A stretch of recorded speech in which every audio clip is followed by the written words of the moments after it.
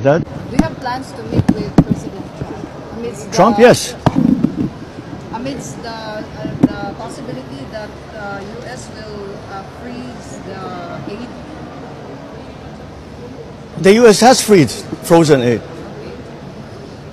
but I will meet with President Trump because I should, because there is much that we need to discuss between the U.S. and the Philippines in terms of the trade, in terms of